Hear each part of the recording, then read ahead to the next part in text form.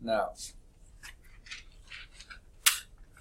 all right, where my memory is that we left off, we finished 4.4, but didn't quite get to the vocabulary, and y'all said you knew that would be helpful and you wanted to do it again this time, right?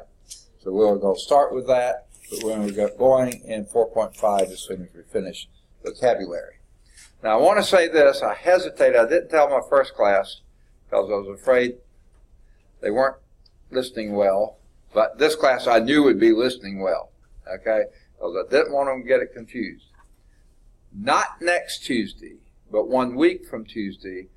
I think I told you at the first of the term, I have a mild form of leukemia and I have to see the doctor about once a quarter. This is the time, okay? Not Tuesday, but the following. He only sees patients on Tuesday mornings. So it's going to wipe out our class. The appointment's 8:40, but it usually takes at least an hour. That would be 9:40, and then to get back over here would be 9:45. Hey, we could still do it.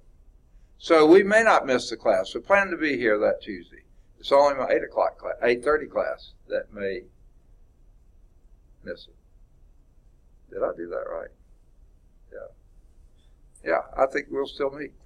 And if I'm not here, I'll just be a few minutes late, I think. If I do find out I'm going to be a lot late, I'll call somebody and let them come, and they'll come let you know.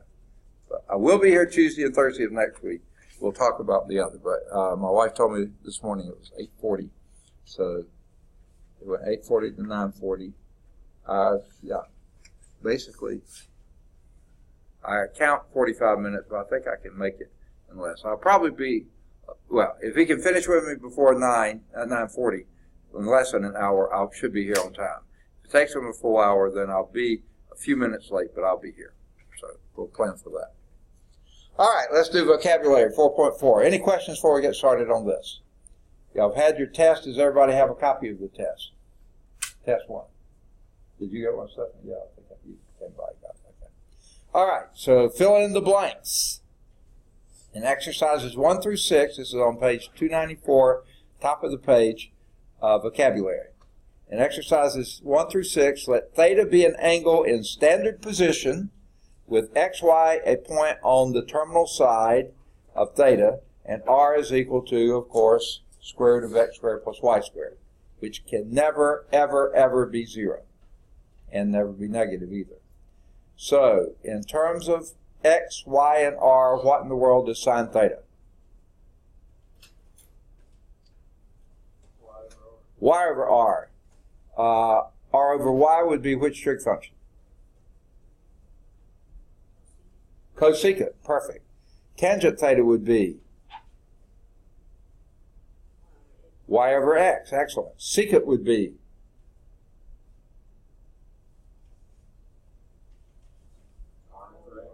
r over x, perfect. X over r would be cosine, and x over y would be cotangent. Excellent, y'all are good. Because r is the square root of x squared plus y squared, cannot be blank, 0. The sine and also can't be negative too. The sine and cosine functions are blank for any real value of theta. No, defined, because they're defined everywhere. Okay, sine and cosine defined everywhere. Okay, because it's y over r, x over r. R is never 0, so they're defined everywhere. All right, number 8. The acute angle formed by the terminal side of any angle theta in standard position and the closest horizontal axis is the blank angle of theta and is denoted by theta prime. Reference angle, perfect.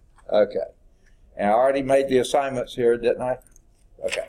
So we're ready for 4.5. Did any of you need those assignments over again?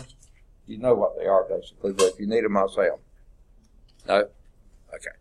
So, continuing, let's get from current slide here. Still in Chapter 4, Trigonometry, measurement of triangles is what that means. 4.5 is graphs of the sine and the cosine functions. And if I haven't told you before and you didn't notice from 112, this author loves graphs, okay? And so we're going to do 2 sections here on graphs, and then we'll get back to doing trig, okay? But this is trig 2. All right. Our objectives here are to sketch the graphs of basic sine and cosine functions.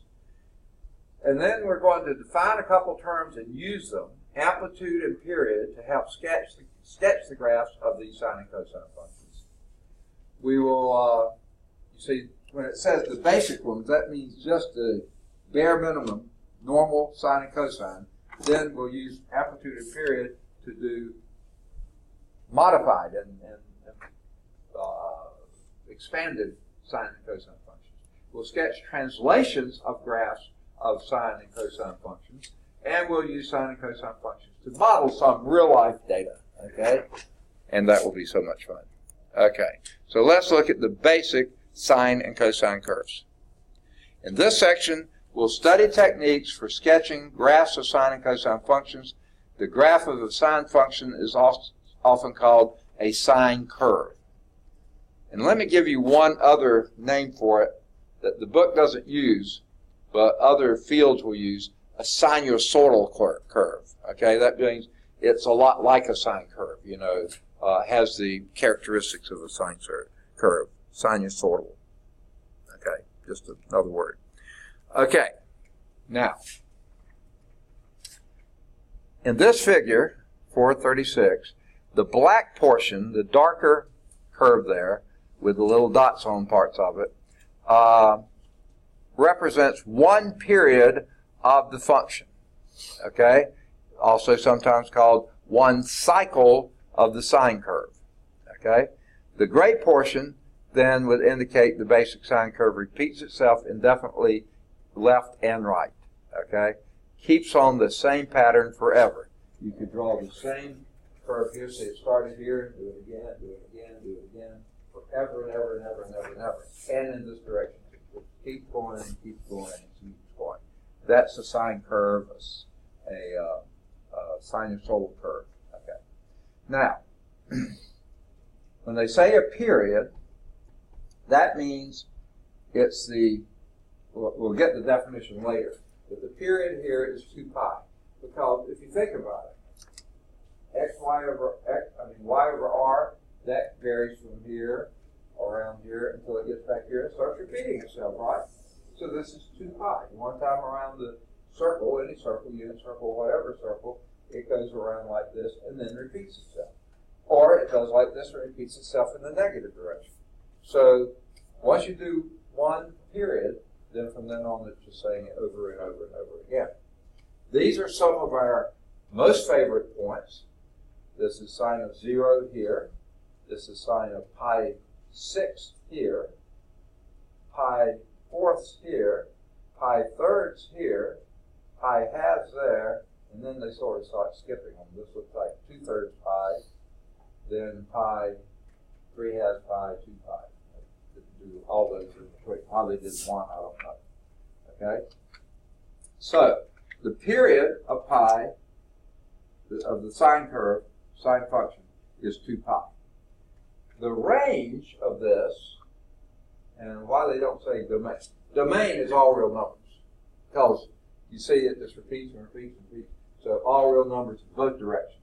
Okay? But the range is always strictly between -1 and 1. Including -1 and including 1. For one period, for 17 periods, for anything, always stays between +1 and -1. Okay. Make sense? That is your basic sine curve, okay? And that is y is equal to sine x. No coefficient in front, no coefficient here, no anything else added or deleted from it, just the basic sine curve. That's how it always looks. And here's Ryan. That's how he always looks, okay? All right. Now, any questions so far? Okay. Here is the cosine curve. Boy, it looks sort of similar, doesn't it? Shape is exactly the same as the sine curve. Exactly. The difference is, what do you notice the difference?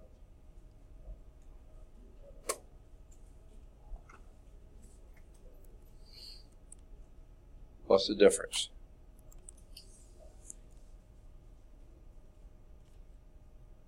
Can you tell? Sine, cosine. What's the difference? Not in the shape. Shape's the same. What's different about sine and cosine? Where it is on the graph. Yes, where it begins, and therefore where it is on the graph. Because it's the same period of 2 pi, same between plus and minus 1 is the range, same everything except the sine starts at 0 at the origin and goes up and down. The cosine starts at 1 and goes down and up. So yeah, where it is on the graph. That's a good way to put it. If you shifted this cosine curve pi halves to the right, you'd have exactly a sine curve. So that's how the shape is the same. It's just where they begin. Okay. You might say they're out of phase by 90 degrees or pi halves. We haven't even said what phase it is yet, so don't worry about that. You could say it that way. That's your cosine curve. And we've already done it before. Cosine of 0 is 1. Pi halves is root 3 over 2. Pi 6 is root 3 over 2. Pi fourths is root 2 over 2. Pi thirds is 1/2. And pi halves is 0. And then for some reason they do 2/3 pi. I haven't figured out why they did that, but they do. And then pi 3/2 pi 2 pi. Starts the cycle over again. Okay. Caitlin? No. Huh? Second? A little louder.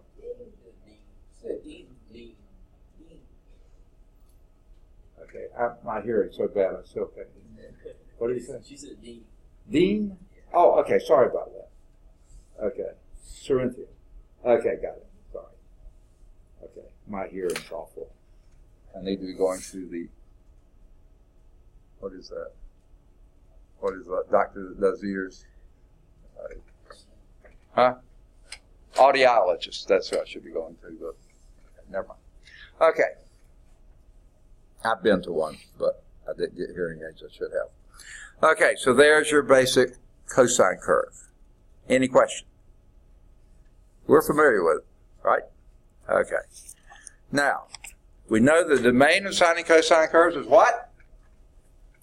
All real numbers, okay? They're the only two trig functions that do have a domain of all real numbers. All the rest of them have some vertical asymptotes. Sine and cosine are the only two all real numbers. Moreover, the range of each function, as we just pointed out, is always between plus and minus 1, including minus 1 and plus 1. Each function has a period of 2 pi, okay? And you see the graphs here? They indicate all of that. Domain all real numbers, range minus 1 to 1, period of 2 pi, period of 2 pi. Everything starts again and starts again and starts again after every 2 pi, which follows around any circle you go in a circle or whatever. Okay. Any questions on that? Seems like it's just repeating everything again, okay, which is fine. Note that in those two figures, the sine curve is symmetric. Oh, yes. It's the other thing we didn't do. What kind of symmetry do we have here? The sine is about the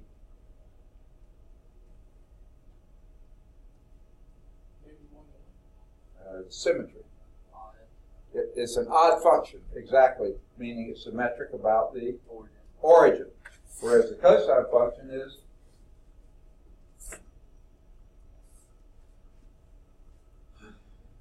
what? Even. Okay, good guess. All right, and it's symmetric about the y-axis. Perfect. Okay, so there's another difference between them: the symmetry. Okay, and by the way, except for cosine and its reciprocal, which is secant, those are the only two even functions. All the rest of them, the other four trig functions, are odd. Okay, symmetric about the origin. Any questions? Had a quizzical look. Did you? Any questions? Okay. All right. So we see that the sine curve is symmetric about the origin, and cosine curve about the y-axis. Those properties of symmetry follow from the facts sine is odd and cosine is even. Good deal. Any questions? All right. Now, to sketch the graphs of the basic sine and cosine functions by hand, it helps to note 5 key points. There are really 4, but they repeat one, the beginning and ending, because it's periodic. Well, I have it.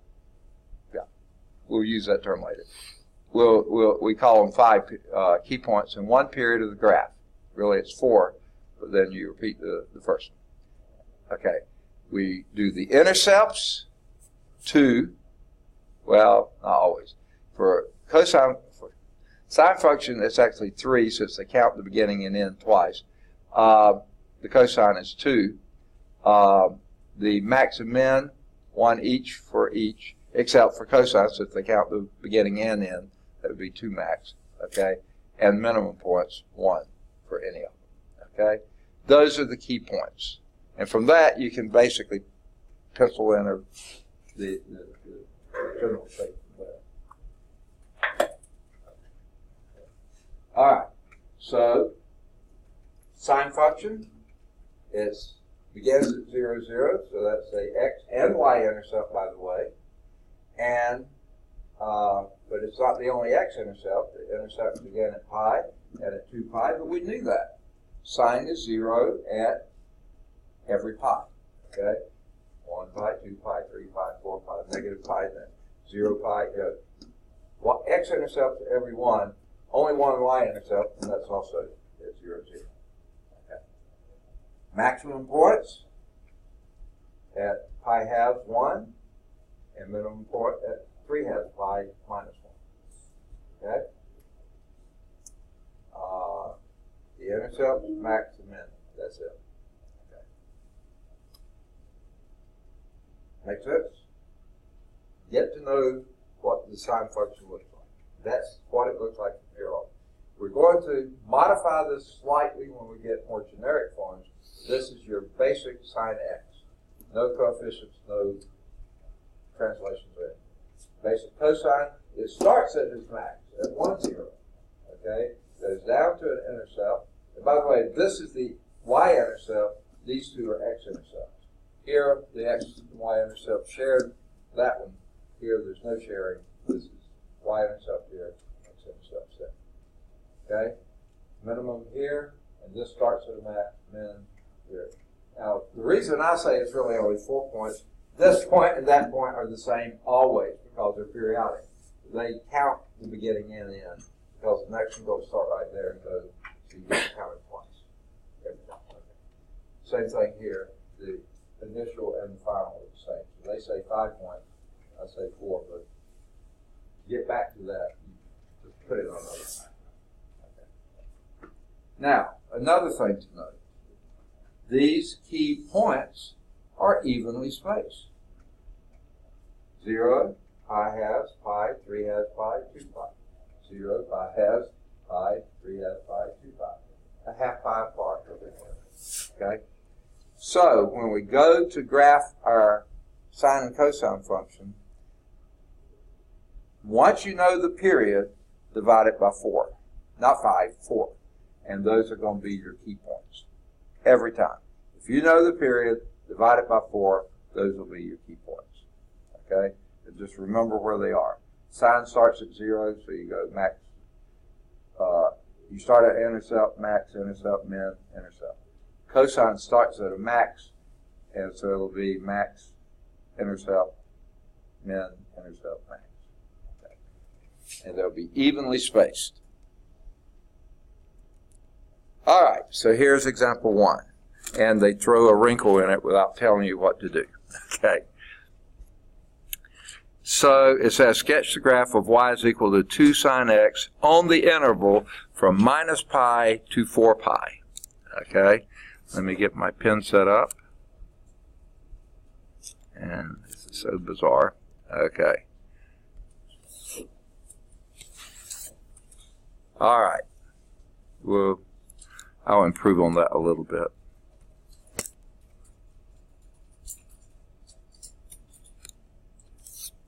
Something like that.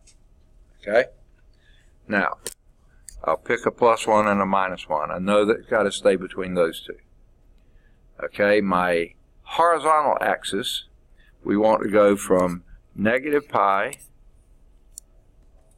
Ooh, I didn't do this well, did I? Let me modify again, sorry.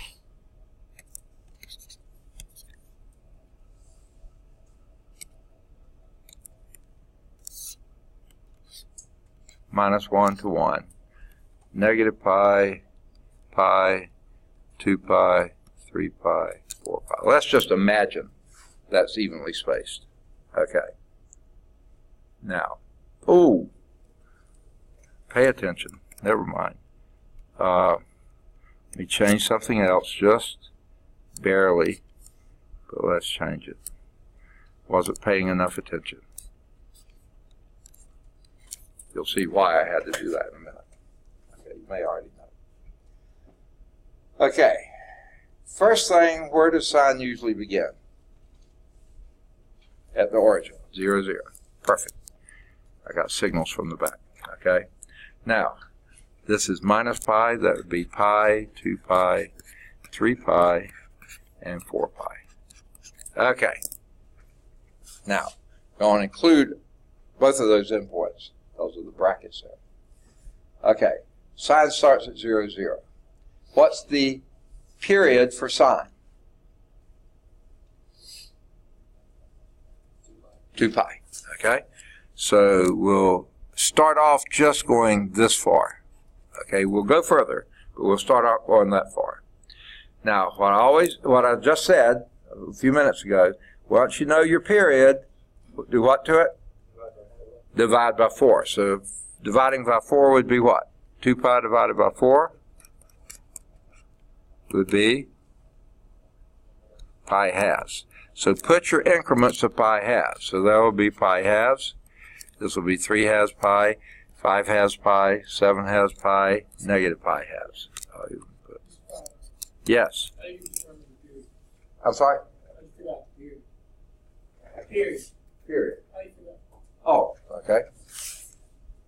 May have been before you came in. Okay. The period of sine and cosine is always 2pi. Always 2pi. For now. That's when the pure function, sine x and cosine x. Once we start multiplying things by it, changes the period. But for now, sine of x and cosine x, those periods are always 2pi. Okay? That answer what you mean? And think of it this way. Remember, sines are periodic function. You go one time around a circle, and you're back where you started. That's 2pi. So it repeats it in 2pi, and repeats it in 2pi, repeats it -2pi. Yeah. You said a periodic table? Not periodic table, but it's periodic function, meaning it repeats itself every so many things, and it repeats itself because every time you go around the circle, you start right back where you were before, go around again. It's always 2pi around. Okay. All right.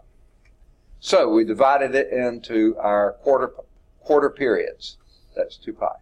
And where does the sine go? Now, what I'm going to do first, give me a different color.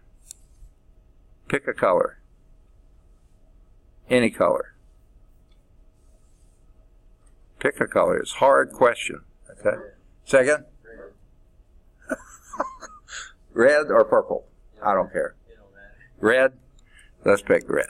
Okay. Danger, red. Okay. Well, we may not be able to pick red. Yeah, we got it. I'm going to first plot this one. Y is equal to sine x. Because I know what to do for that one. We just did it, right? Where does sine x begin? 0, 0. And where does it go up to? Oh, I didn't put this. Where does it go up to? 1 at pi halves. Keep going.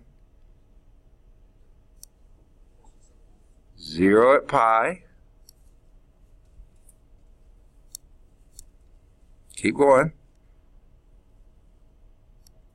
-1 at 3/2 pi, and back to 0 at 2 pi. And then it repeats itself, right? Up to 1, down to 0, down to -1, up to 0, and keeps going. Going in the opposite direction, it goes in the opposite way. It goes down to -1 at minus what pi has, back up to 0 at minus pi. Okay? Now, let's connect the dots. Okay? Now, when you're connecting the dots, that doesn't sound like a hard thing to do, does it? But one thing to try to avoid doing is making them too wavy. But keep it smooth. Okay? You don't have points. They're not peaks. They're rounded peaks. So always keep the thing that's a little pointed, but you know, it's always rounded. Okay? Never, you don't have angles. It's always smooth and continuous, not any angles. Okay, that's the one we knew. That's not the one we're doing. What's the one we're doing?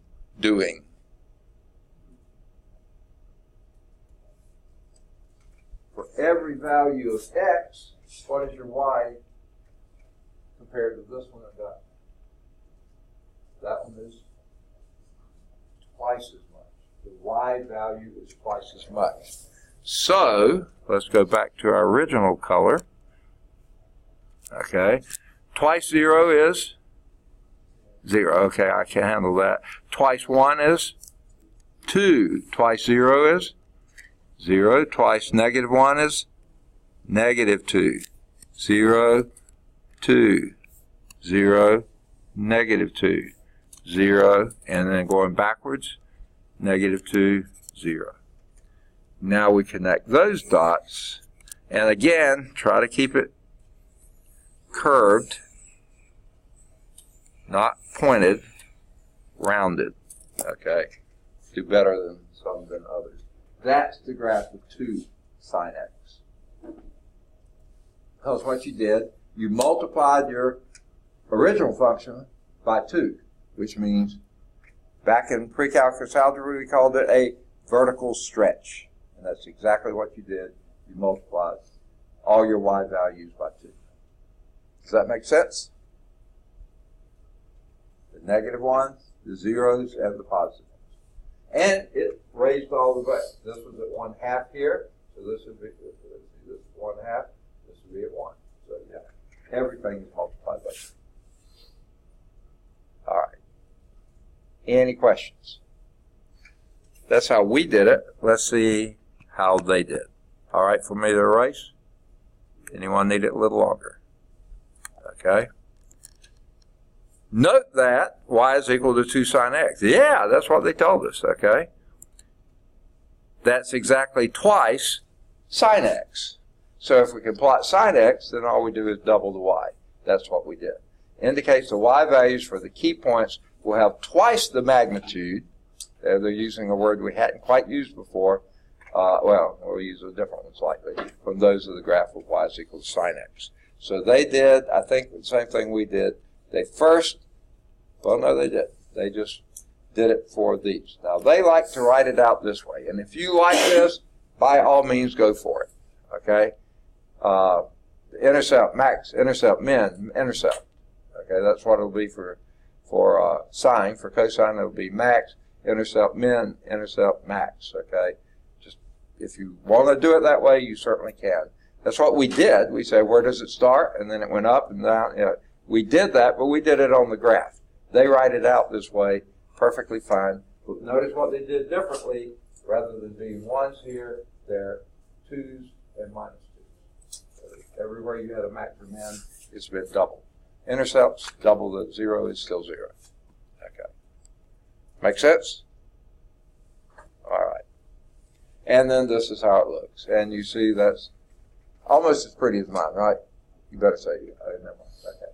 So it goes from minus pi to, was it 4 pi? Yeah, 4 pi. And that gives you, starts at 0, goes up to the max, which in this case is 2, 0, minus 2, 2, 0, positive 2, 0, minus 2, 0, going this way, minus 2, 0. Okay. They did the sine function first, we did it in red, they did it in gray, and then they did the sine, 2 sine there. Now, here's something else to notice. A period is any, it's not equal value to equal value, because here it's 0, there it's 0. It's not just the same value, though it is the same value, but it's also going in the same direction. At 0, this is going up. At pi, this is going down. So that isn't a period. Here to here, that is a period because it's both the same value and going in the same direction. So that's why this is not a period there, even though it's the same value. But notice you could do from any. Here's a period. There's a period. There's a period. There's a period. There's a period. There's a period. There's a period. It does the same pattern in between any period. Your basic is, but they're always 2 pi apart. Always. From 4 pi to 2 pi. That's a period. Okay?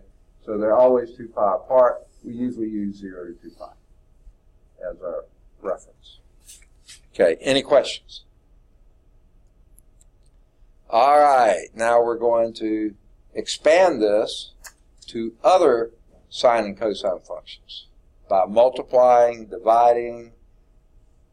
Okay, later we'll add and subtract, but not yet. Okay. Actually, we will start. Okay. The rest of this section will study the graphic effect of each of the constants A, B, C, and D on equations such as this. Now, I haven't yet figured out why they put the D in front here. It seems like to me that should be a plus D back here. And then it'd be A sine BX minus C plus D. But they put B plus A sine BX minus C. Now, I'll tell you ahead of time, I don't like this as my reference. When I'm doing this, I guess it's the physicist in me, I like to factor the B out and leave X minus and then put what goes there as my C. They don't. They leave the B in here. So later, what I call C, they're going to call B over C. Okay. Well, it'll be okay, but physically, it's better to factor out the B. But they don't do it. So do it however you want to. All right. The constant factor A here, that's what we just had a 2. What did that do to us? Stretch. Vertical shift, right? Vertical stretch. I'm sorry, vertical stretch. The A did that. That stretched it. Multiplied whatever the cosine or the sine was by that value A. Okay? So this constant factor A and y is equal to 8. Now we're going to start one piece at a time. We're not going to do the whole y. We're going to start just with the A first, just like we did the 2. A sine X acts as a scaling factor, a vertical stretch, or a vertical shrink. What would make it a vertical shrink? Negative. Second? It's negative. Not negative. 1/2. Yes, it would be a fraction. Okay? So if A is greater than 1, absolute value of A greater than 1, that would be a stretch. Absolute value of A is less than 1, it's a shrink. Okay? So it's all deals with whether it's greater or less than 1. If it's equal to 1, it's your basic function. Okay. So when absolute value of A is greater than 1, the basic sine function is stretched vertically. When it's less than 1, it's shrunk vertically. Okay. Need to say that as opposed to the shrunk or stretched vertically. They already said vertical, but I'd like to say it again. Okay. We're only dealing with A now. So what A is called, the result is that the graph of A sine theta ranges now, before, when A was 1, the range was -1 to +1. When you multiply by A, it now goes -A to +A. The previous example, -2 to +2. Okay? It's just the -A to +A. So that's the only thing that's going to change. That is called, the absolute value of that A is called the amplitude. Okay? So if that had been a -3, the amplitude would be 3. Okay? Of this y is equal to A sine theta. Later we'll talk about what happens when Christian tries to go negative on us, but yeah, we'll talk about what it does when you go negative. Okay. The range of the function y is equal to a sine theta, sine x for a greater than 0 is minus 8a. Thought they'd already said that, but yeah. The range of the function, result of the function. Say the same thing, but twice. So the amplitude goes from minus amplitude to positive amplitude. Okay. So here's the definition of amplitude of a sine or cosine curve. The amplitude of y is equal to a sine x or a cosine x represents half the distance between the max and min values. Who does that? You just go how far above the equilibrium and below the equilibrium. But it's half the value between max and min. Keep that in mind. We'll be using that when we do applied problems too. Okay? And it's given by amplitude is absolute value, whatever that a is. Because that a could have been a negative number. Okay? And if it was, the amplitude is always the absolute value. Pretty simple concept. Okay? So the graph, okay, this is what Christian was wanting to do. Go negative on it. Well, what that does is just make a reflection. Okay? If this is y is equal to 3 cosine theta, cosine because it starts at its maximum value, 3 because the amplitude is 3, so that is the maximum value, and goes down to negative 3 and just follows through the same intercepts as it had before. Well, if you put a minus in front of that, it doesn't shrink it, it reflects it. Okay? You take what was here and negates it, puts it down here. What's here, you negate and put it up there. So it reflects it across the x-axis. Okay? So that is what the minus sign does. The absolute value of that is shrinking and stretching and shrinking. The minus sign is reflecting. Okay? See the difference? Yeah. So, that's what, starting with a minus. That's why we say absolute value, because the amplitude of both of those functions is 3. That's, by definition, half the difference between the max and the min. 3 minus the minus 3 is 6. Half of that is 3.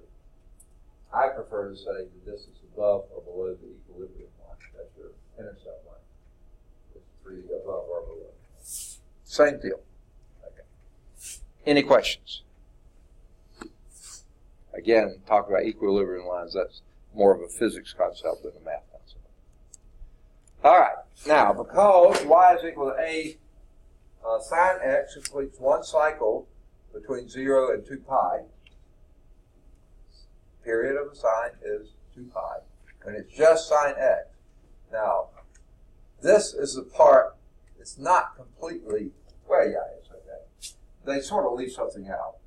It follows that y is equal to a sine bx completes one cycle from x equals 0 to x equals 2 pi over b. Where do you get that?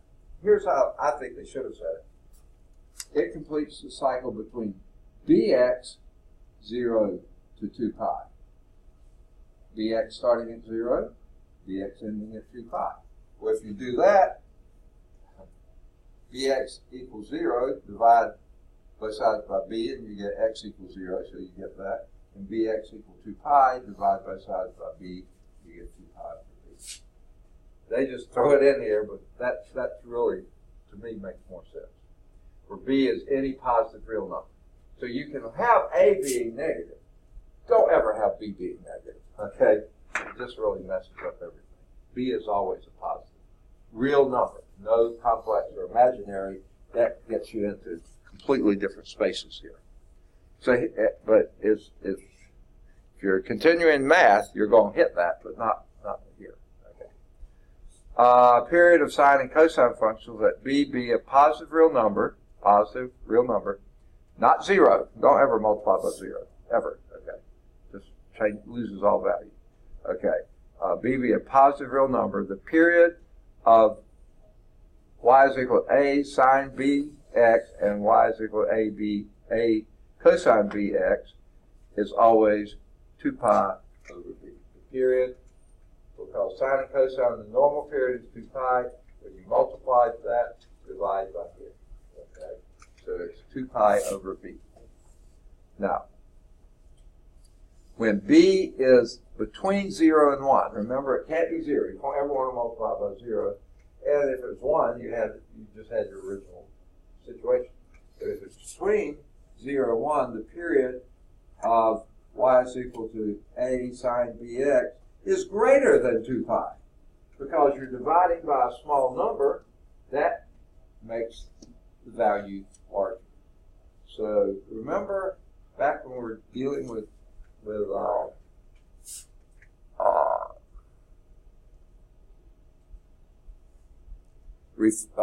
translations, stretching, all the things.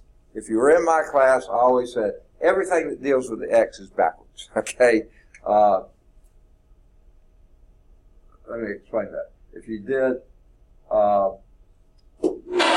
y is equal to sine x plus 1, what have you done? You moved the whole graph up 1. Sine is equal to cosine x minus 3, you move it all down here, the direction you set. If you do y is equal to sine of x plus 1, you shift to the left, not to the right. You know, if you're doing the y's, you add to it, it goes up, you subtract from it, it comes down. If you're dealing with the x, you put a plus 3, you move this way, and a minus 3 moves that way. X's are always backwards. Okay? Same thing with multiply. Multiply by the y value, a sine x. If a is large, it's a stretch. If a is small, it's a shrink. When you're multiplying by b, because the period is reciprocally related to b, that means a small b is going to be a stretch, and a large b is going to be a shrink. It's backwards. Just remember, if it deals with the x value, it's backwards. Okay? So that's, if it's between 0 and 1, it's a stretch, horizontal stretch. Okay? Y values stay the same, the x values get stretched, doubled, or whatever. Okay. Any questions? All right. So if b is greater than 1, guess what?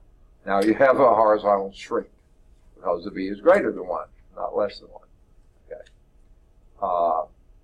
When b is negative, which we said we weren't going to let it happen, then what we do is you just deal with your same test that you did with even and odd. If the x is negative, you know the sine of negative x is minus sine x, because sine is an odd function. But cosine of negative x is the same as cosine x. So you see you have different rules. That's why we usually don't let b go negative. Okay? You just rewrite the function with positive x. Positive b, and go from there. So most of the time we're not even going to fiddle with that. All right, so here we have example 3. They skipped example 2, didn't they? Shame on them. Okay, so let's go back. Well, we'll do example 2 here, and then we'll come back and do example 3. On the same coordinate plane, sketch the graph of each function. Okay, here's going to be our coordinate plane.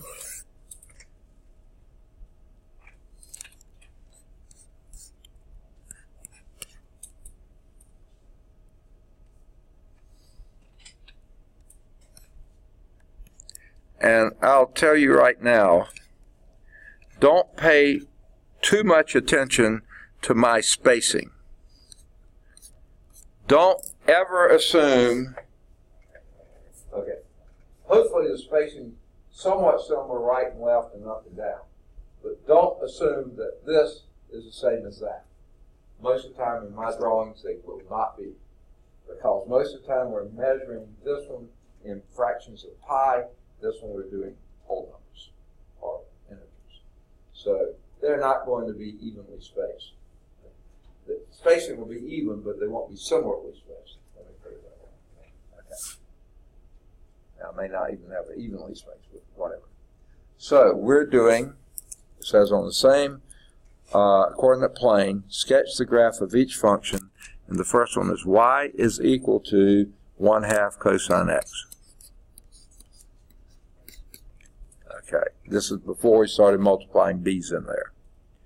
Okay, before we do that, I want to ask a question. What's the amplitude of this function?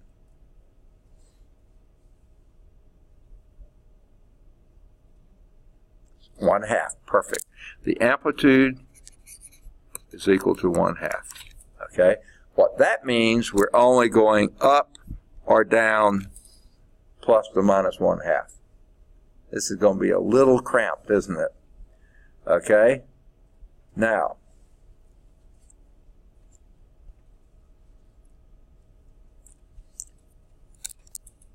I always ask that first.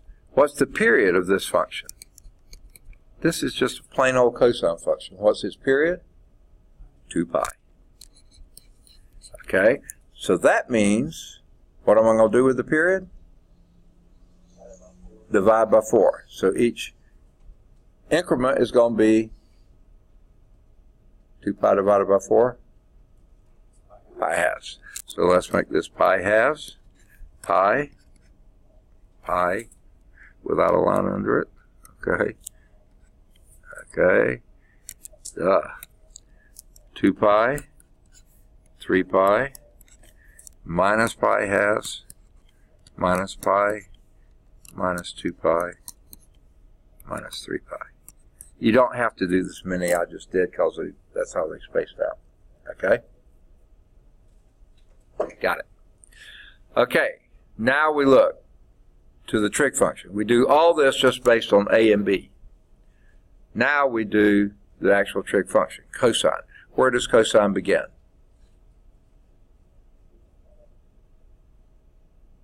Where does it begin? Okay, normally at 1, but this has an amplitude of 1/2. It starts at its positive amplitude, which will be 1/2. And where does it go from there? No, okay, it goes to 0 at pi halves. Okay. And then it goes to negative 1/2 at pi, 0 at 3 halves pi, 1/2 at 2 pi, back where it began, and then start the cycle over again. Okay? Going in the opposite direction, it goes down to 0, down to minus 1/2, up to 0, up to positive 1/2, down to 0, and down to minus 1/2 again. So this is the sketch of your cosine. Ooh, I missed it there, didn't I? I don't draw well. Sorry. That's it. Sorry. Now, to do the next one, it said on the same axis, but it didn't necessarily say in the same color. So give me another color. Second? Someone say one? Yellow? Okay, I'll do yellow. The trouble is yellow doesn't show up too well, but see if you can follow. The yellow one here, the B one, is y is equal to 3 cosine x. Can you see that okay? Or would you rather have something darker? Huh? It's fine? Okay. All right. Now, what 2 questions do I ask before I even start drawing? Amplitude. What's the amplitude here? 3. And the second is the period. What's the period? 2 pi. Okay. And then the next thing I would say would be what would be my interval, which is divide the period by 4, and that's pi halves again. So we'll use the same key points there. Okay? Where does cosine begin? Now we finally look at the function cosine. Where does it begin? At 3, maximum, okay? Its max is that it begins at its max, which is the positive amplitude. Well, in this case it is, okay? Then it goes down to 0 at pi halves, minus 3 at pi, 0 at 3 halves pi, positive 3 at 2 pi, 0 at 5 halves pi, and negative 3 beyond that. Going the other way, it goes down to 0, down to -3, up to 0, up to +3, down to 0, and down to -3. Somewhere there. If my eyes can find the yellows, then I'll try to plot them. Was there a question? Yeah. Why do you said you have to divide the amplitude by 2? Do what? You said you have to divide the amplitude by 2?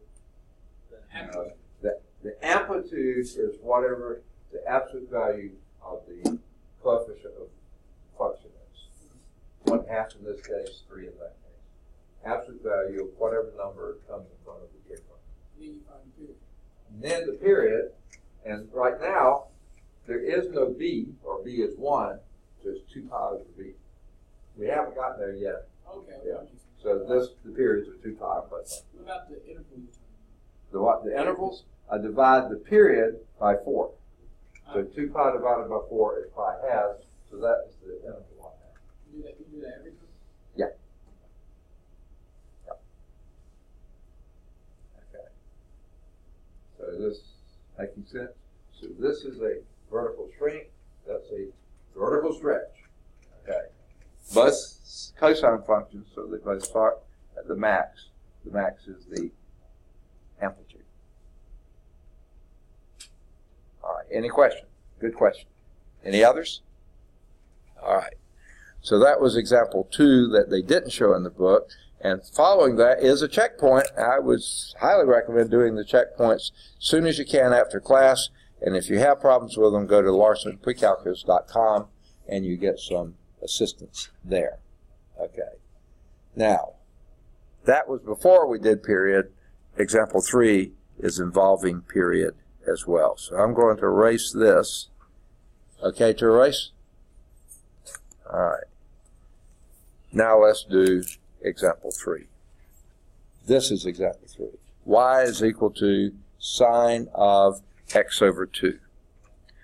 Now, what questions do I usually ask? What's the amplitude? So what is the amplitude here? 1. Okay, the coefficient of the sine is 1. So you don't write it, it's 1. What's the second question? Period. And what is the period? Normally it's 2 pi, but this one has a b in it.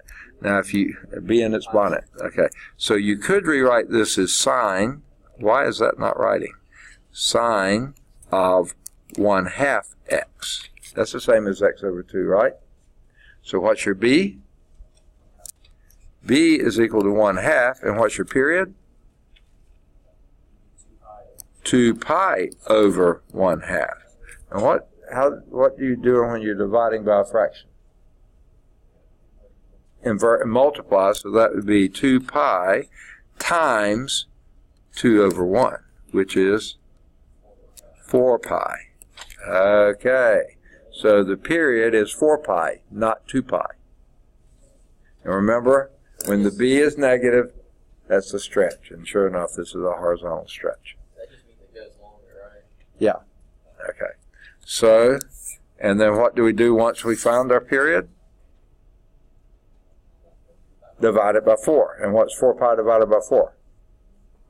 Pi. Okay. So I'm going to do these in pi's. 1 pi, 2 pi, 3 pi, 4 pi, 5 pi. I'm getting hungry talking about pi's. Okay. All right. What do I need to have for on my y scale? All you need is plus or minus 1, because your amplitude is 1.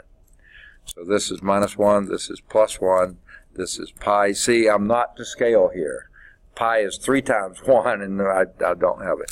This is 2 pi, 3 pi, 4 pi. I just did an extra one out here to have it, 5 pi. And this will be minus pi, minus 2 pi, minus 3 pi, minus 4 pi, and minus 5 pi. Ooh, I'm hungry. Okay. Now, where does sine usually begin? Yep, 0, 0 again. At the origin. Okay. And at the first interval, it goes up to its amplitude, which is 1. Then it goes down to 0 again, down to the minimum, which is the negative of the amplitude, back up to 0, and then it will go back to its maximum again, which is its amplitude. And on the other side, it starts going down first, up to 0, up to 1, down to 0, down to -1, and on like that. So this would be okay. They all look the same. What's the difference is your scaling. Okay? And what made that different here is one complete period is 4 pi here because your b was 1/2. Does that make sense?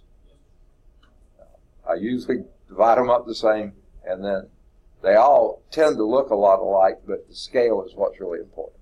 Okay? They have the same like maximum and minimum. What's that? They have the same maximum and minimum. They just have longer answers. Okay, yeah. If I heard you right, yeah. I usually scale this to be maximum min, and then whatever that needs to be, like 1, 2, 3, or whatever. So it's just 1. Is that what you're saying? Okay, close. Okay. All right, so that was example 3. Now, they actually also drew in the regular sine function, which wasn't required, but if we're going to do it, give me another color to do that with. What color you want? Any second? Red. He's a red guy. Okay. Got to watch him. He's a commie sympathizer here. It's hard to get the red. There it is. Okay. If you just did y is equal to sine x, amplitude's the same, but the period is 2 pi. So then you'd split your 2 pi into 4, and that gives you your increment. And now you would go up to here, down to here, down to... So you see what's happening here. You'd have to do your increments in between those. Okay? And sometimes it's better to put the points first and then try to draw the curves. Okay? So this will be down to -1, up to 0, up to +1, down to 0, down to -1, up to 0, up to +1, down to 0, down to -1, and up to 0. So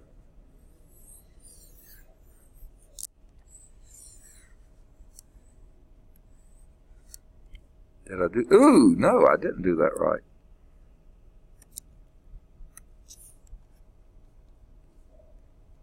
Okay. Got kind of lost there. Here to there to there. Okay. Going back. Oh, I didn't finish. Whoops. No. Here. Yeah. I can't draw with a toot today. Okay. Let me try to fill in the blank here. There. Something like that. So you see, indeed, if that is a regular sine curve, the red is, see this one's a horizontal stretch. Why a stretch? Because your b is less than 1. Okay? So backwards on the x. You would think a 1/2 on the x would be a shrink. No, it isn't. A 1/2 on the y would be 1, but 1/2 on the x is a stretch. Make sense? Well, that's my drawing. Theirs is almost as pretty. You're supposed to say, but not quite. Never mind. All right. Okay, amplitude, same as we did, 1. Actually, I usually start, the A is 1. What does that imply? The amplitude is 1. The B is 1/2. What does that imply? The period is 2 pi over b. So that's how I usually ask the questions. And that will be 4 pi, just like we did with what y'all determined. And then we divide the period into 4 equal intervals, 0 to 4 pi, the first one, and that would be at pi, 2 pi, 3 pi, and then 4 pi. Those are your key points. And they call them intercepts, max, I just go and draw them rather than call them this and then drawing them. But that's what you get.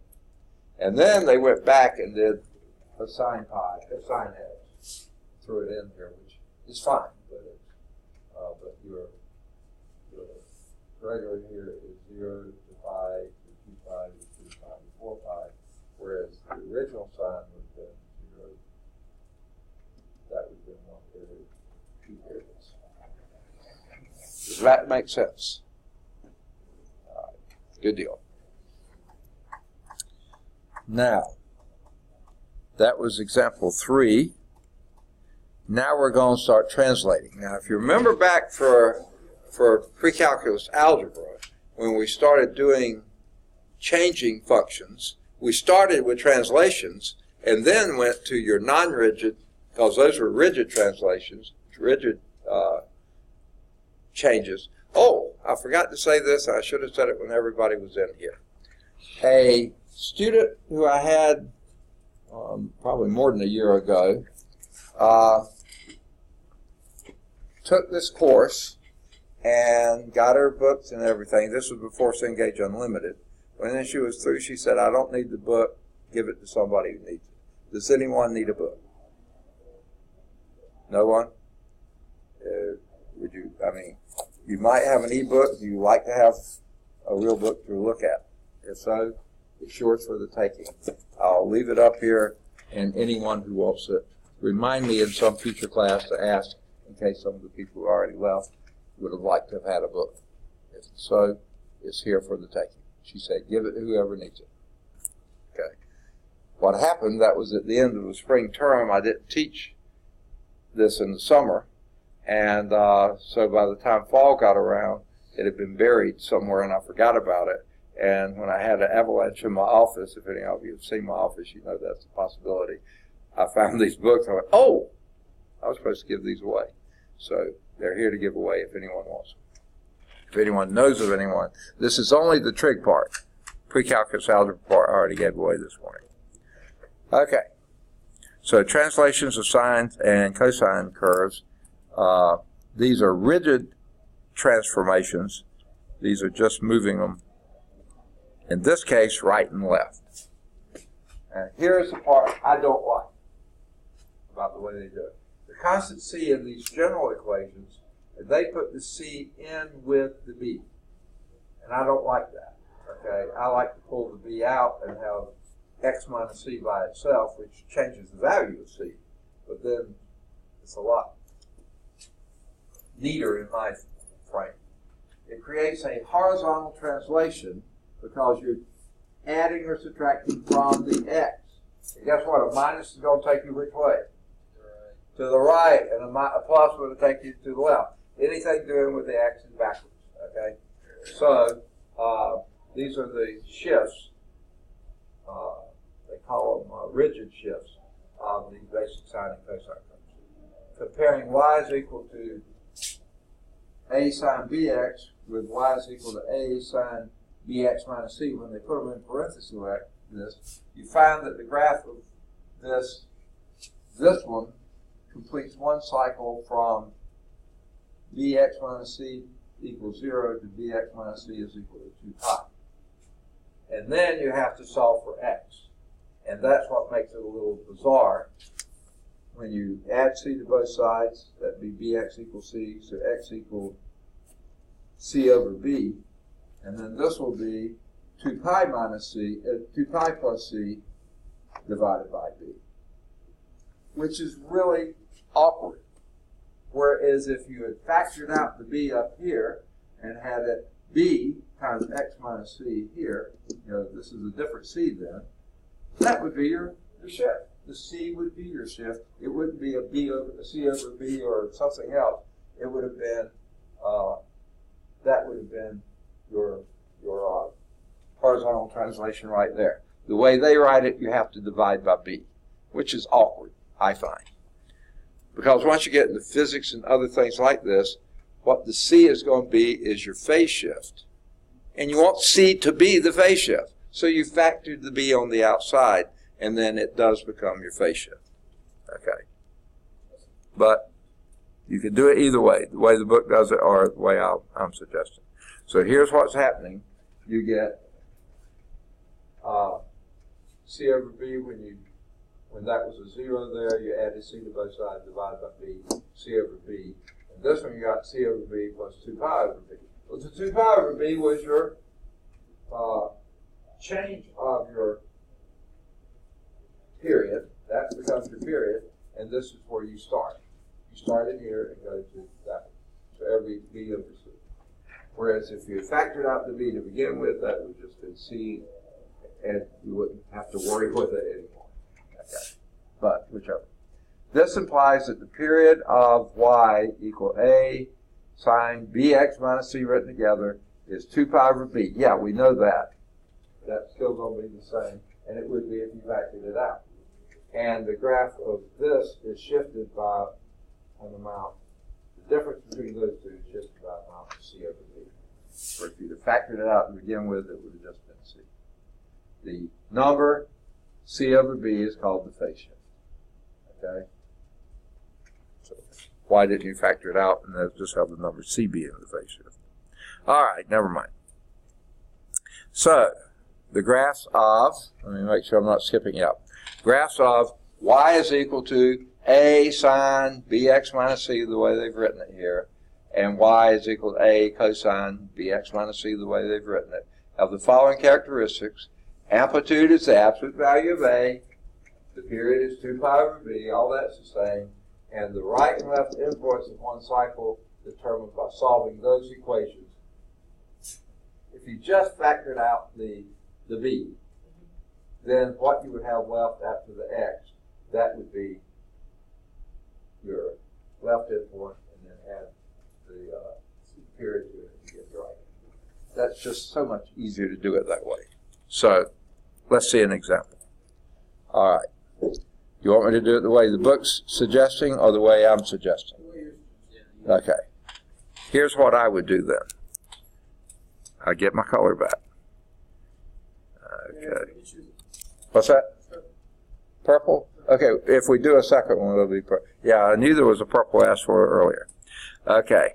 I would rewrite this as y is equal to minus 3 cosine, factor out the b, 2 pi times what would be left?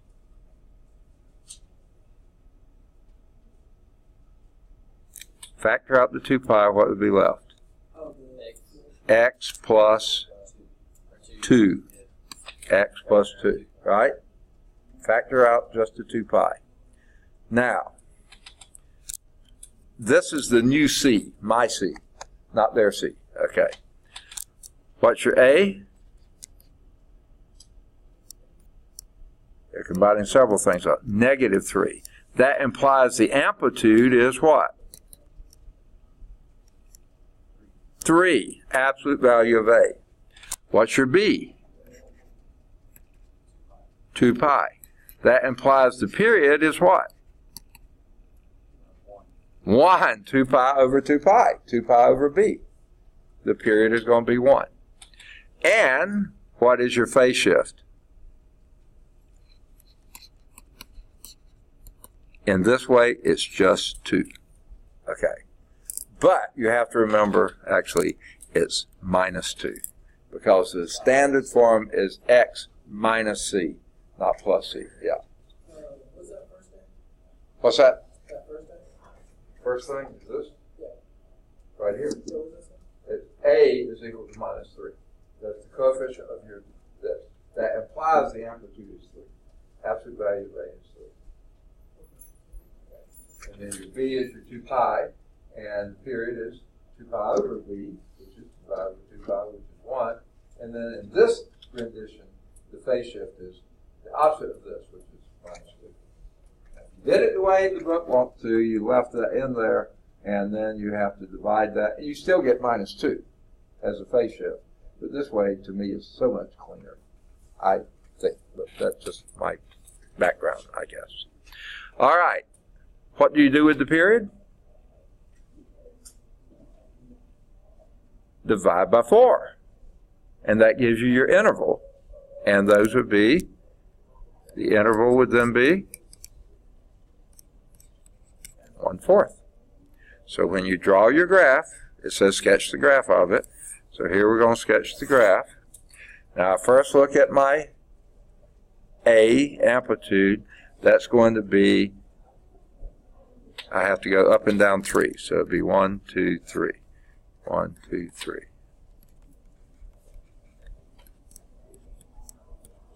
Okay. Now, this is the part that's a little tricky. Not bad, but just a little bit tricky. In fact, I may be really tricked out here. Your phase shift is -2, but your interval is 1/4. Well, those have common factors, so we'll just go. So each of my little tick marks is going to be 1/4. 1/4, 1/2, 3/4. Sounds like Batman, doesn't it? Okay. I really extended it this way for a reason. These are each 1/4. 1/4, 1/2, 3/4, 1, 1, 2, 3, 2, -1/4, -1/2, -1, 1, 2, 3, 4, -2, -3. Okay. In general, okay. Where you start is your phase shift. Last thing we did, but that's where we start. Go to -2. This is where we begin. Okay? Now, where do we usually start? Now we finally look at the function, cosine. Where do we usually start this?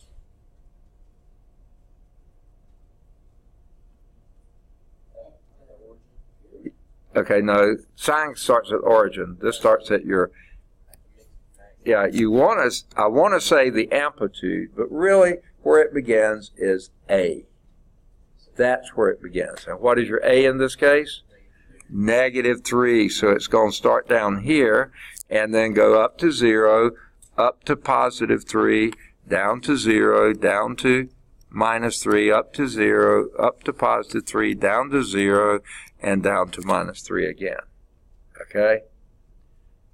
And then it'll go up to 0, up to 3, down to 0, down to -3, up to 0, up to +3, down to 0, down to -3. I put way too many tick marks in here, didn't I? 0, 3, 0, -3, 0. All right, this is how it's going.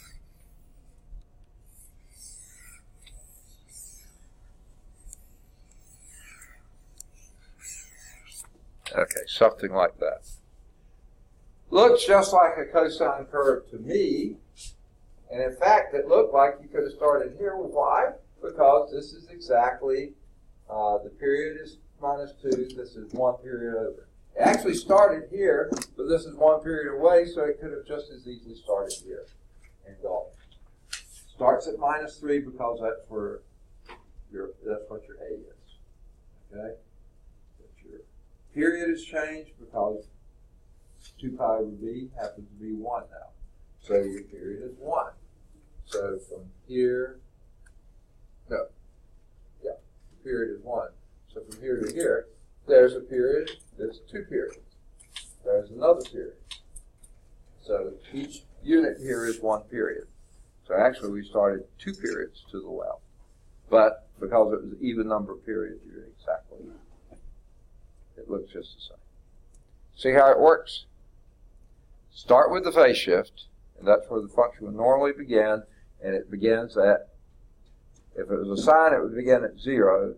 Cosine begins at A. Okay? Yeah. What's that? Starts what? My hearing's just bad. I said I thought cosine begins at 1. Yes. Yeah. It normally starts at 1, but that's what the period does. The amplitude does. It stretches it.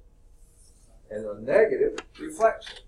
So it normally would start at 1. The 3 stretches it by 3, the minus reflects it. Each of those has a function, and they do the This function. one we also started at the phase shift.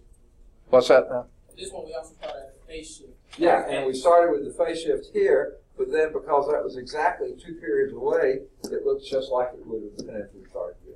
Yeah. So yeah, here is where we actually began because the phase shift was at actually minus 2, which is 1 period, 2 periods away. So there, basically starting at the same time. The intervals, once you determine the period, divide by 4. That's why we did quarter increments there. Okay? Good deal. Good questions, by the way. Excellent questions. Okay. So that was,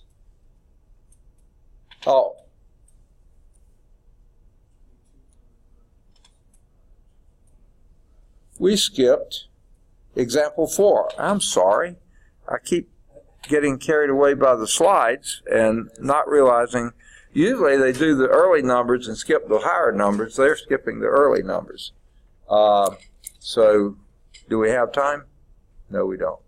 So next time we'll start with example 4, and you'll have to remind me that we've already done example 5. Okay?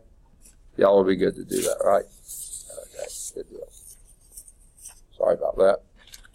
Okay, any last questions, parting shots? Okay.